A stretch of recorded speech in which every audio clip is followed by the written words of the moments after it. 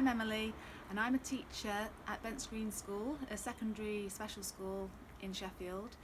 I'm also an SLE for autism, forest school and outdoor learning, which means I do outreach work in other schools, providing support to build capacity for colleagues who are wanting to expand their curriculum outside and link with nature.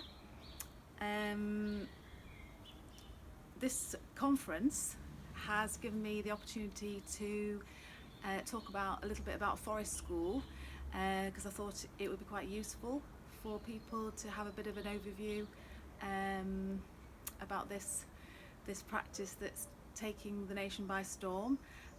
Maybe bust a few myths and help people to feel more confident about using some of the techniques and the ethos in everyday practice, because I think it's got so much potential to offer in all settings. You know, traditionally it seems that it's very popular with early years and primary schools, or limited to, you know, after school clubs and birthday parties, but I feel really passionately that it has a lot to offer mainstream schools, particularly for interventions, working with the most disengaged of our students, and it's just got so much potential. Unfortunately, because it's not a statutory requirement at the moment to be included, it's down to leaders within school and curriculum designers to try and incorporate it. So if I hopefully give you a bit of inspiration, it'll make a change in South Yorkshire. I would say, you know, connecting with nature obviously is more important now than ever, and this area is so wonderful that I think we should be using it more. So anyway, I'm going to give you a super speedy overview of what forest school is, and then in the next video show you a few climate conscious crafts, which are basically, you know, nature connection activities that hopefully you'll be able to do. So forest school has been around in the UK for about 25 years now, since a group of professionals from Bridgewater went over to Scandinavia and saw it in action over there.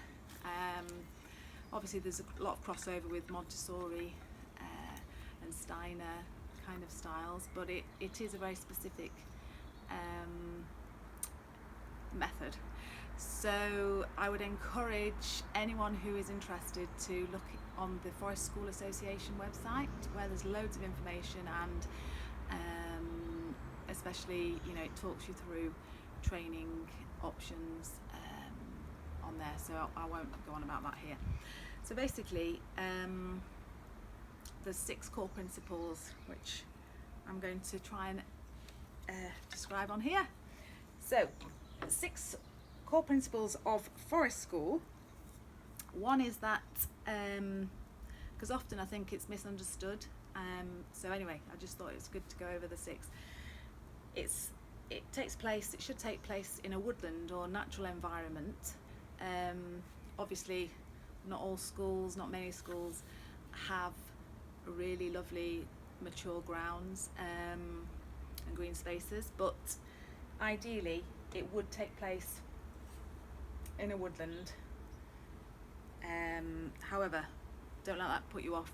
You know, often schools are very tarmacy, aren't they? So you could quite easily create a bit of a green corner, you know, or bring in natural materials. Obviously that is then more hard work and less of a rich experience, but it's better than nothing.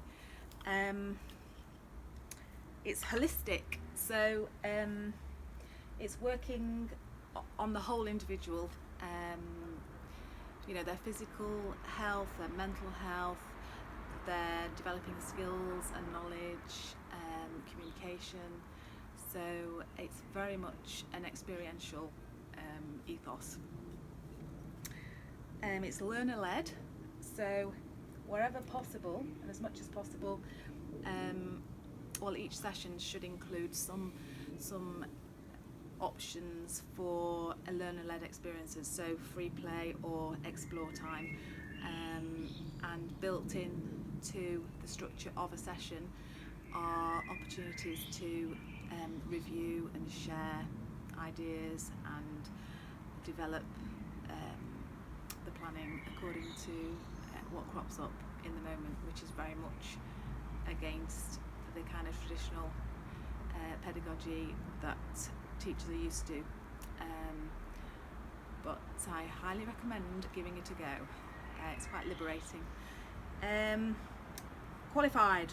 It needs to be led by a qualified level 3 practitioner to be called for a school. And again, look at the FSA website.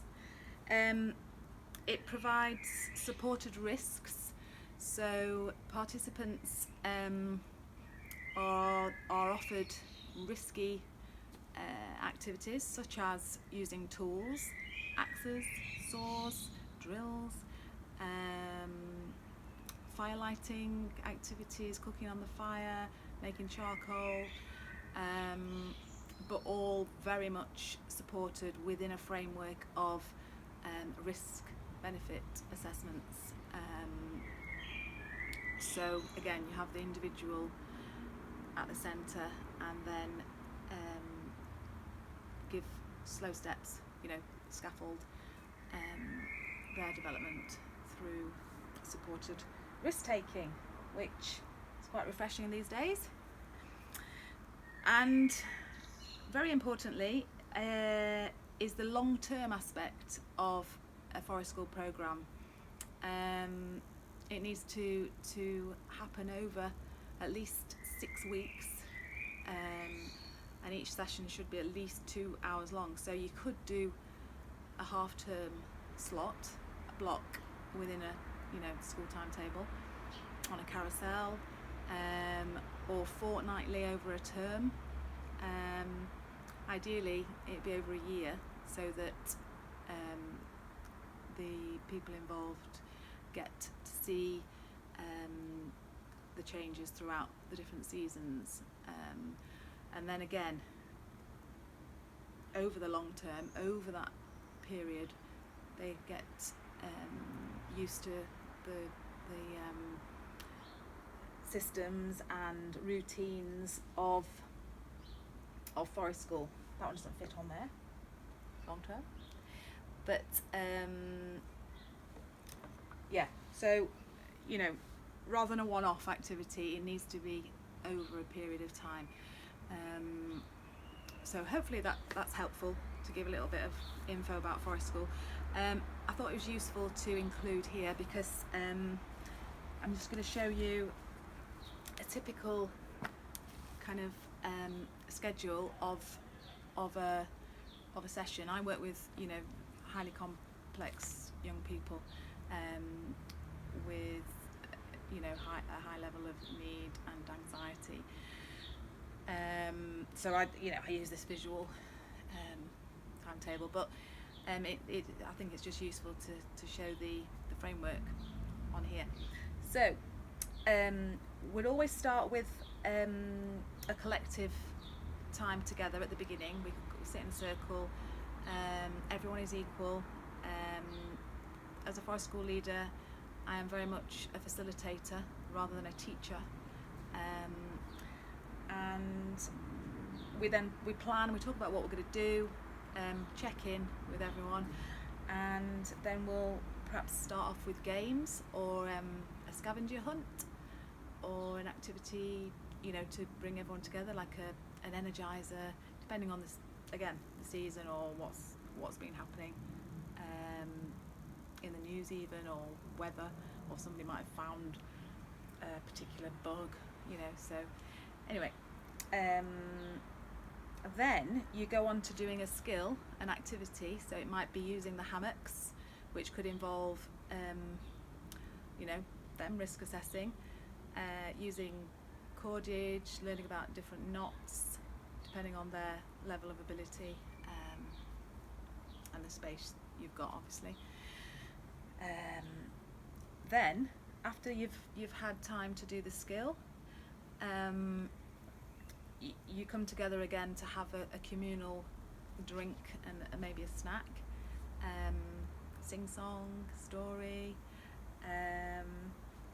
and then after that it's the explore time, free time for them to go off and lead their own learning, and again this needs to be facilitated quite skillfully and subtly, in a very nurturing way, but there's no reason why that kind of thing can't happen without being forest school trained and without you know, doing that length of activity. I'm just thinking in terms of building in some of the methods to help young people connect with nature. As part of an activity you might be doing to talk about an aspect of the climate emergency, or not in relation to a climate emergency, but anything related to the environment. And then at the end, a really important aspect, it might just be a case of measuring on a scale of 1 to 10, you know, hands high if you enjoyed it, hands point low if you thought it was rubbish. So I've made one of these for climate conscious crafts, which would go there if we were doing this in person and I was doing it through a forest school session. We would have that there, and that's what we're going to go on to in the next video.